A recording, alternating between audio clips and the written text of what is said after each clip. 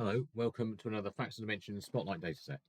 In this one, we're covering immigration, and specifically asylum and resettlement. So we have 30 tables, 189,000 rows, data going back to 2001. Here's the tables here. So let's see, asylum, initial decisions and resettlement. Have a look at that one. So you can see from the columns there the sort of data there is. If I pick another one, decisions to grant section 4 support. See some more measures and numbers there. Let's pick another one.